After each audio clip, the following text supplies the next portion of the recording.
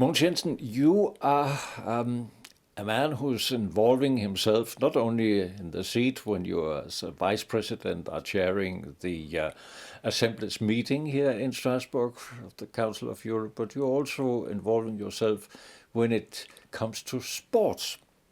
There's been a report called Sport for All, A Bridge to Equality, Integration and Social Inclusion. Am I a just ignorant person who thought there are no problems? Well, I would say, first of all, that sport has an immense meaning to a lot of people, not only spectators who look at different kind of sports. We know in Europe, football matches can gather big crowds, and both alive and before the TV screens, but also participating in sport. A lot of Europeans are participating in sport, so it has an immense, huge meaning to a lot of people. And in fact, the Council of Europe have a good track record also in dealing with sports and the problems that also belongs to sport today. And one of the problems which the report we have dealt with this week talks about and presents some solutions to is that still a lot of people don't have access or are not accessing the world of sport. You can point out groups who very rarely... Such as? Yeah, that could be especially women. Girls are not as active in sports as men and boys are. But also you can point to ethnic groups who doesn't participate because of culture.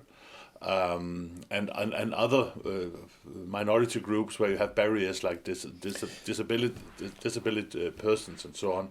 So this report is, in fact, which I think is very important, about how can you break down barriers so everybody have access to sport. And sport is very important also just because of your health. That if you exercise sports in any way, fitness, football, whatsoever, it is also a very great contribution to the health policy of a society, and you can, for sure, you can spare a lot of money on health in the health sector if you get people more active in sports. I'm most astonished about the gender problematic, because I thought that girls are now accepted on an equal basis as men are. Women, I should say, instead of girls. Discrimination in saying girls. But isn't that a fact that they are discriminated on one point, the prizes they get when they win? Well, of course, to have more women and girls being active in sports, you need to have role models. And of course, the female athletes, also especially top athletes, are these kind of role models. And in that world it's also very, very important that you secure equality and that you also give the same conditions for women and men when they participate in sports. Like we think it's very important to do so on the ordinary labor market. So of course that is an issue, but I think that the greatest barrier to have more women, more girls participate, you have to start in an early age to have women and girls meet the sport already in school is perhaps the most important thing, because then it gets a culture, you learn to do so. And now, coming from Denmark, we just carried through a school reform where we have the concept of an open school, where we want some hours a day that also, for example, sports organizations can come into the school, meet the boys and girls there and interest them perhaps in exercise and sports themselves. And we also have the target that each and every boy and girl in Denmark every day should have exercise in sports or anything by 30 minutes. That's some of the tools that can be used, I think, also in other countries in order to have more boys and girls, and especially girls and also women, participate in sport. But isn't it the fact that the prizes giving for instance, a football player are reaching a point where it's becoming ridiculous?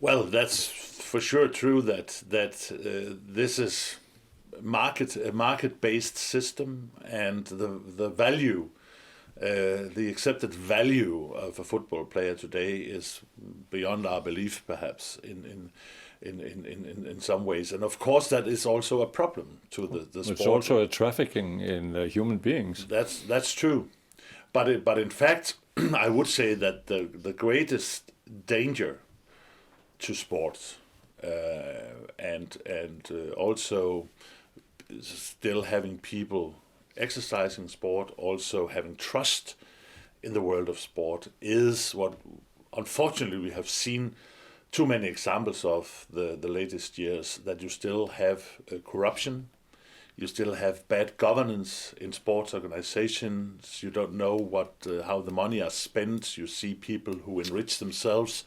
on behalf of the sport, and you also have seen organized doping programs, which are not.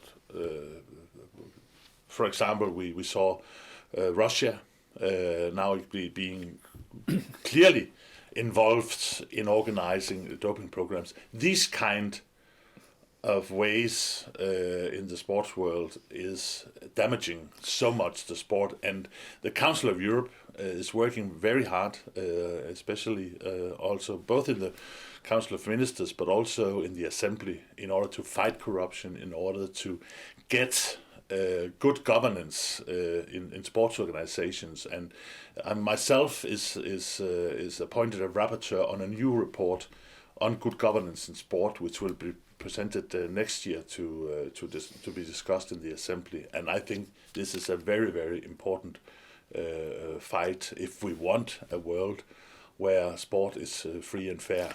But you took the word during a meeting with Thomas Bach, the president of the International Olympic Committee, German, and you were focusing exactly on those points you were just mentioning.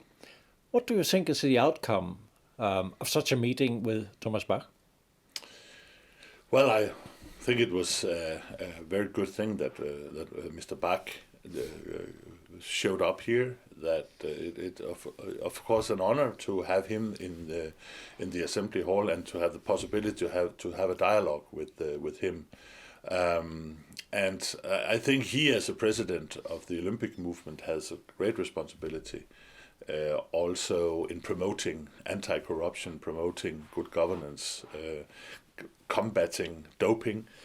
And also I think he himself took upon himself the responsibility, not that the Olympic movement can be responsible for everything that's going on in the international sports organizations, but they can put pressure from their side, and they should do so.